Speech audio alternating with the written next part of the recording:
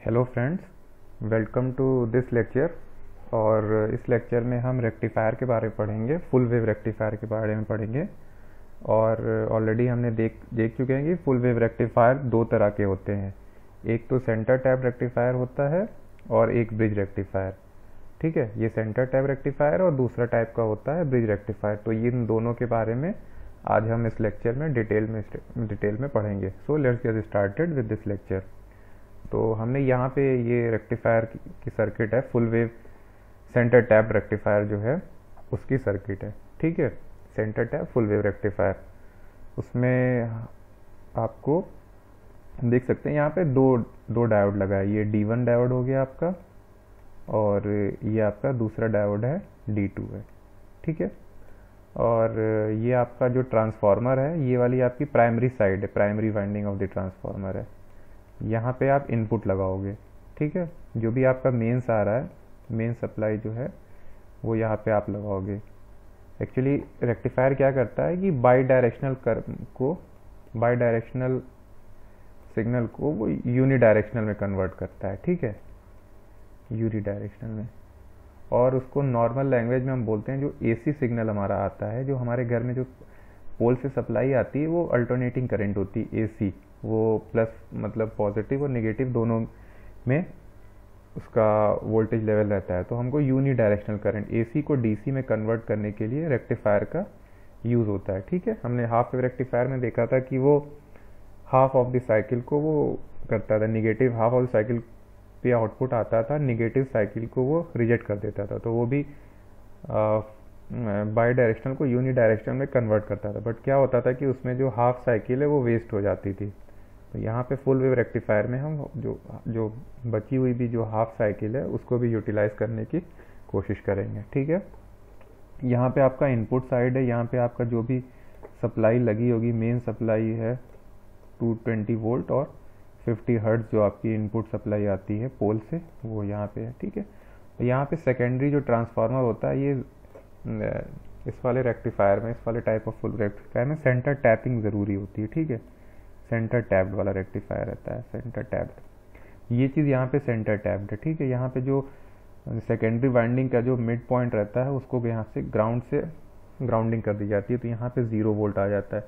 तो एक सिग्नल यहाँ पे प्लस माइनस 0 यहाँ पे आएगा और एक सिग्नल यहाँ पे आपका प्लस माइनस आएगा। ठीक है, तो इस तरीके से ये सेंटर टैपिंग रहती है। यहाँ पे ये आपका लोड लगा है, यहाँ पे RL लोड लगा हुआ है। यहाँ पे आप अपना आउटपुट वेवफॉर्म देखोगे और ये दो डायोड लगे हैं, डायोड D1 और डायोड D2।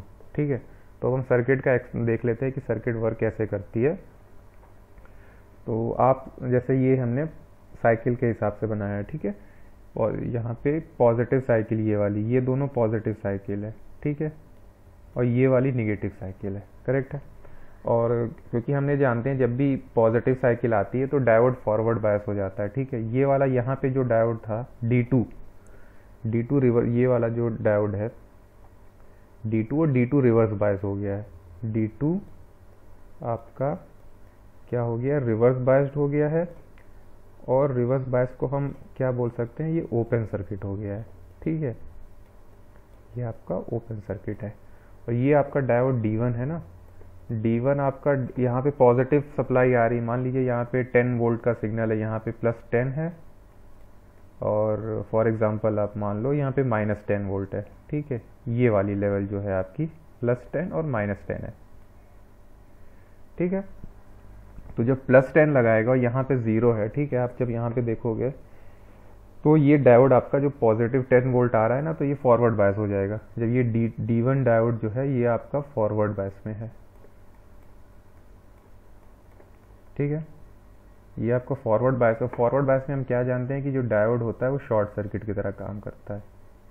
ठीक है, आइडियल केस की हम बात कर रहे हैं, नहीं तो अदरवाइज जैसे सिलिकॉन का डायोड है तो 0.67 वोल्ट का समथिंग पोटेंशियल ड्रॉप हो जाता है। अगर जर्मेनियम का डायोड है तो 0.2 से 0.3 वोल्ट का ड्रॉप हो जाता है। लेकिन हम यहाँ पे अभी बात कर रहे हैं अपने सिलिकॉन डायोड की, तो वो शॉर्ट सर्किट हो जाएगा। ठीक है, तो यहाँ पे मान लीजिए आपका ये पॉजिटिव साइकिल आ गई, तो इस तरीके से आपका ये वाला जो डायोड है रिवर्स बायस हो गया तो ओपन हो गया। ठीक है, अब यहाँ से कोई करंट नहीं फ्लो करेगा, आपका सिर्फ करंट यहाँ से फ्लो करेगा। ठीक है, तो यहाँ से आपका ये डायोड शॉर्ट सर्किट हो गया तो इस तरह से करंट फ्लो कर रहा है। यहाँ तो करंट जाएगा नहीं क्योंकि यहाँ तो ओपन सर्किट है, तो इस तरह से करंट आपका लोड में चला गया।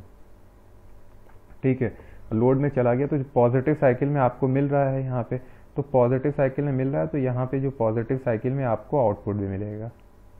ठीक है, और निगेटिव साइकिल में यहाँ पे आपका ज़ीरो रहेगा। फिर से जितनी भी पॉजिटिव साइकिल आती रहेगी आपको आउटपुट मिलता रहेगा ऐसे ऐसे। ठीक है, तो ये तो आपको एक हाफ वेव को रेक्टिफाई कर दिया, ये जो डायोड D1 है वो रेक्टिफाई कर दिया। ठीक है, अब हम देखते हैं दूसरी साइकिल, जब निगेटिव साइकिल आती है तब ये सर्किट कैसे काम करता है। ठीक है, अब ये आप देखिएगा ये वाली निगेटिव साइकिल है। निगेटिव साइकिल में आपका D1 जो है यहाँ पे तब -10 वोल्ट आ जाएगा। मान लीजिए ये प्लस ही 10 है और यहाँ पे आपका -10 वोल्ट है। ठीक है, तो आपका यहाँ पे -10 वोल्ट आ गया, यहाँ पे +10 वोल्ट के मतलब पॉजिटिव, यहाँ पॉजिटिव वोल्टेज यहाँ पे आ गया, निगेटिव वोल्टेज यहाँ पे आ गया। तो आपका जो D1 हो जाएगा, डायोड हो जाएगा, ये आपका रिवर्स बायस हो जाएगा। इस केस में आपका D1 रिवर्स बायस हो जाएगा। It implies that reverse bias का मतलब डायोड आइडियल डायोड है तो वो ओपन सर्किट हो जाएगा, मतलब यहाँ से कोई करंट नहीं फ्लो करेगा। ठीक है, और यहाँ पे आपका पॉजिटिव साइकिल है, यहाँ पे पॉजिटिव वोल्टेज अपीयर होगा, तो ये आपका जो D2 डायोड है नीचे वाला, तो D2 डायोड आपका क्या हो गया, D2 डायोड आपका फॉरवर्ड बायस में आ गया है। ठीक है, और फॉरवर्ड बायस का क्या मतलब होता है कि ये डायोड एक तरह से आइडियल डायोड होता है, तो ये शॉर्ट सर्किट हो गया। शॉर्ट सर्किट हो गया है तो करंट विदाउट एनी इंटरप्शन यहाँ पे इस तरह से फ्लो करेगा, यहाँ से फ्लो करेगा, फिर यहाँ से करंट चला जाएगा। तब आप देखोगे कि ये निगेटिव साइकिल में भी करंट का डायरेक्शन सेम है, तो यहाँ पे हम आउटपुट, यहाँ पे जो पॉजिटिव साइकिल है यहाँ पे करंट 0 मिलेगा, निगेटिव साइकिल में ये यहाँ पे मिलेगा। ठीक है, और पॉजिटिव साइकिल में ये आपको यहाँ पे मिलेगा। करेक्ट, तो इस तरीके से आप देख सकते हो कि ये निगेटिव वाली साइकिल में यहाँ पे आउटपुट दे रहा है। करेक्ट, तो आप दोनों को जब मिला दोगे, दोनों अगर एक साथ आप पूरे सर्किट को देखोगे, जो आपका वेव फॉर्म आएगा विद रिस्पेक्ट टू टाइम, वो इस तरह का वेव फॉर्म बनेगा। ठीक है, तो ये है आपका फुल वेव रेक्टिफाइड सिग्नल। तो हर साइकिल में आपका वो जो सिग्नल है, आउटपुट सिग्नल है, आपको मिल रहा है। ये हो गया आपका centre tap full wave rectifier. इसी तरह से हम ब्रिज रेक्टिफायर पढ़ते हैं। ठीक है, ब्रिज रेक्टिफायर में क्या होता है कि हमको 4 डायोड यहाँ पे रिक्वायर होते हैं, लेकिन यहाँ पे हमें सेंटर ट्रैप ट्रांसफार्मर की ज़रूरत नहीं है।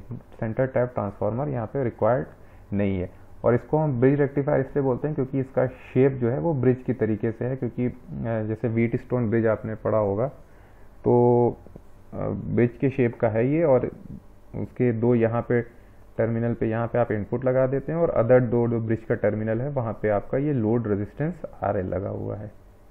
ठीक है, अब हम आप देख लेते हैं कि पॉजिटिव और निगेटिव जब सप्लाई आती है तो कौन सा डायोड ऑन होता है, क्या कौन सा ऑफ होता है। ठीक है, अब पॉजिटिव सप्लाई यहाँ पे जब आई, मान लीजिए यहाँ पे सिग्नल आपका साइनोसॉइडल सिग्नल है, ये यहाँ पे सिग्नल बना हुआ है, यहाँ पे ये वाला साइनोसॉइडल, ये ऊपर मान लीजिए +10 वोल्ट वाला सिग्नल है और नीचे आपका -10 वोल्ट वाला है। ठीक है, तो पॉजिटिव सप्लाई मान लीजिए यहाँ पे +10 वाला जो पॉजिटिव आ गया, तो आपका ये वाला डायोड जो ऑन हो जाएगा। ठीक है, पॉजिटिव सप्लाई आएगी मतलब यहाँ पे पॉजिटिव आ जाएगा, यहाँ पे पॉजिटिव है तो यहाँ पे ये डायोड का तो N जंक्शन आ रहा है, तो ये डायोड कट ऑफ हो जाएगा, ये वाला डायोड आपका ऑन हो जाएगा, तो करंट यहाँ से रेजिस्टेंस में फ्लो करेगी, फिर यहाँ से करंट यहाँ चली जाएगी, इस वाले में फ्लो नहीं करेगी, यहाँ से होके करंट आपका वापस यहाँ पे चली जाएगी। ठीक है, ये हो गया आपका ब्रिज रेक्टिफायर। तो आप यहाँ पे देख सकते हो करंट आपकी पॉजिटिव है, यहाँ पे पॉजिटिव वोल्टेज है, करंट यहाँ से आई, ये वाला डायोड आपका ऑफ हो चुका है और ये वाला डायोड आपका ऑफ है। ठीक है, क्योंकि आप यहाँ पे देखोगे यहाँ पे निगेटिव सप्लाई लगाई गई ना, यहाँ पे निगेटिव सप्लाई लगाई, बट यहाँ पे P आ गया तो ये वाला डायोड आपका ऑफ हो गया, ये वाला डायोड आपका ऑन हो जाएगा। ठीक है,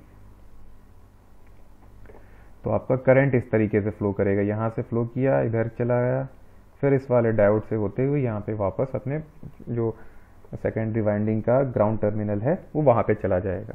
ठीक है, तो आप देखोगे ये जो पॉजिटिव वाले जो आपका साइड है वेवफॉर्म की, उस पर आपको यहाँ पे इस तरीके से आउटपुट मिल रहा है। ठीक है, पॉजिटिव साइकिल में आपको आउटपुट मिल जाएगा। और फिर जब निगेटिव साइकिल रहेगी तो आपका ये वाले डायोड ऑन, निगेटिव साइकिल रहेगी तो मतलब जो नीचे वाली अब साइड है ट्रांसफार्मर की, वहाँ पे पॉजिटिव वोल्टेज आ जाएगा। तो इस तरीके से आप देख लोगे कि आपकी ये वाले डायोड ऑन हो गए, ये डायोड ऑन हो गया तो यहाँ से करंट ऐसे फ्लो कर गया, ठीक है, इस तरीके से करंट फ्लो करके वापस रिटर्न पाथ उसको मिल गया। तो ये आपका निगेटिव साइकिल का हो गया। तो निगेटिव साइकिल में भी आप देखोगे कि direction of current in the load है वो भी एक सेम डायरेक्शन में है, ठीक है। तो आप यहाँ पे इसको पॉजिटिव वेवफॉर्म में इसको प्लॉट कर सकते हो, ठीक है। तो आपने देख लिया पॉजिटिव और निगेटिव साइड में ये कैसे प्लॉट हो गया। अब आप देखोगे कि पॉजिटिव हाफ साइकिल में ये वाले आपको मिल रहे हैं, ठीक है, और निगेटिव हाफ साइकिल में ये मिल रहे हैं।